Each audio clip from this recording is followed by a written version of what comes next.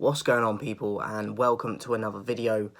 Little bit of a different one today regarding the Champions League and the Champions League going forward from 2024. They're coming in with a new format, apparently. I got shown this the other day and I didn't even know it was happening. They're basically switching up the whole format of the tournament. So I thought I'd do a video today discussing it.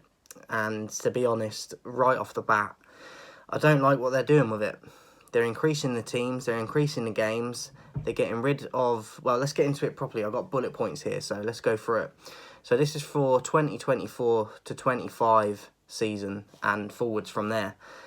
First up, 36 teams total included up from 32. So currently, and it's always been 32, as far as I am aware, going back in history, 32 teams in the tournament. They are increasing that to 36 teams going forward from 2024.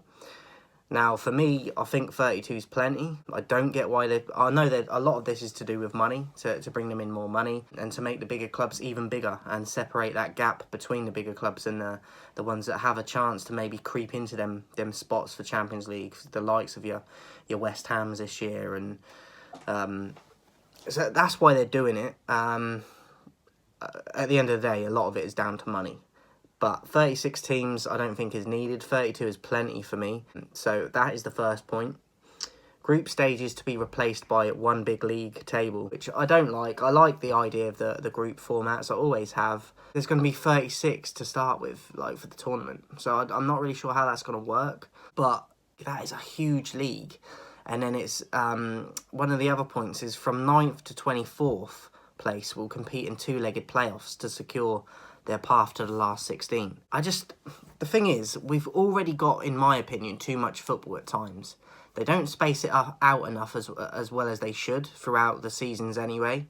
When you include friendlies for internationals, when you include Carabao, FA Cup, League Cup, and then even qualifying for Champions League. Plus you sometimes have the Euros during some of them years and then the World Cups the other years. And you have the South American qualifiers and everything like that. Like, there's so much football going on all the time. And then they bunch it in these short periods as well. You already can see how many players are getting injured and how much it affects teams and players and managers. And a lot of managers are already moaning that their squads are they don't get enough squad numbers. So that is another thing that's going to have to come into place for this to work, I think. Teams are going to have to be allowed more than whatever they're allowed right now, which I think is, 23 or something? They're going to need about 50 players each squad to get through this, because you're increasing the amount of teams, you're increasing games. There's 100 additional games on top of what we've already got. How is that possible when we're already postponing games because of Corona and they have to be replayed at some point? Well, not replayed, but they have to get played at some point. There's going to be a congestion of fixtures. There's going to be a backlog of fixtures. There already has been at this point, like I've just given an example. And you're wanting to add 100 games to that in just one tournament. Let's not forget, this is just the normal Champions League. We now have we have to have playoffs for the Champions League. I don't know if this is going to change for the Europa or not, because as well, like, you've got Europa football and you've also got Europa Conference now as well. So how much football do these people expect these players to play? I don't care how much money you're on as a player. You're not Superman, you're not a robot. And unless they give these teams more squad members and squad numbers from how low it is already, you're going to literally have to have like 45 to 50 players each squad just to... And even then you're struggling probably. Because the amount of time and game time and just demands on the body that there's going to be, on top of what there already is, and the examples we've had since the numbers have increased from the 90s from football, it's gotten even more.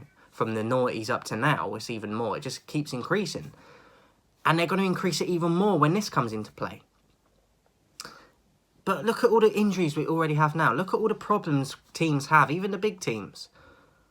They're missing loads of players because of too much football.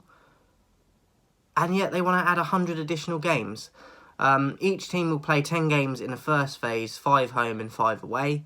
And then it says the top 8 sides in the league phase will qualify automatically for the knockout stage.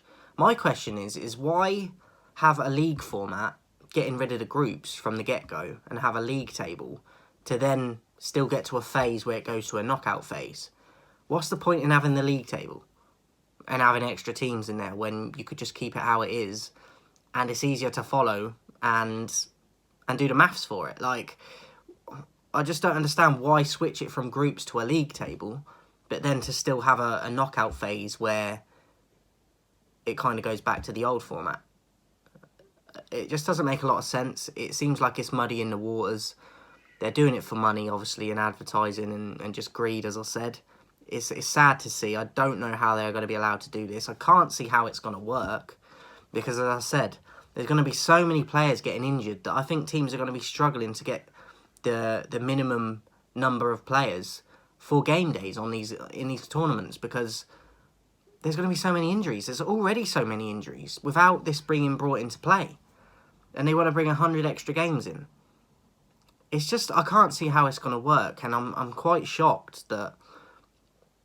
I'm not shocked at the greed, because I expect that from FIFA, and that doesn't surprise me. But what does surprise me is that they think that they can bring this into play, and it's just going to be smooth sailing, and you're not going to be having situations where teams might have to forfeit matches because they haven't got enough players ready and fit available for the games because of the extra games and the demands on the body.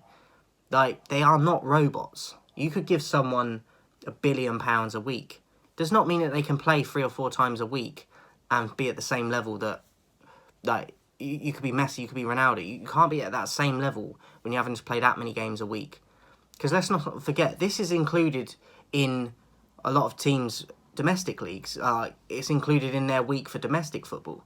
So they'll play these games in midweek, but then they have games either at the weekend or, especially with the Premier League this year, and how we've done it for a few years anyway, certain teams might have to play on a Tuesday, but then they might be playing Friday, and then maybe a Sunday, when all this congestion happens with football, where they have to get these matches fit, squeezing them back in because they've missed them because of Corona and God knows what else. Like, I can't see how it's going to work, because it just seems like there's too many teams, there's going to be too many games.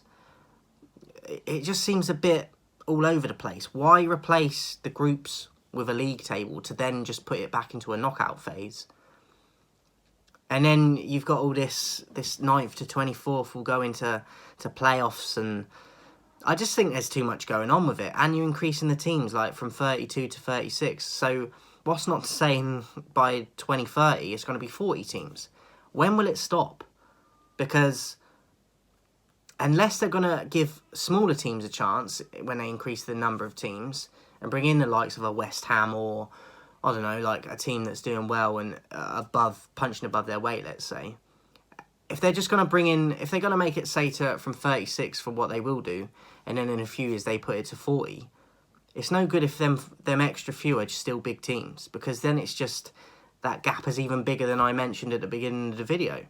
You're creating even more of a divide and taking the magic away from football, because you're never giving hope to them teams like West Ham or a Wolves or someone that might be pushing up there to get into these spots, because it's like you've got reservations for the bigger clubs already waiting there. So you're going to have your Cities, your Liverpools, your Chelseas.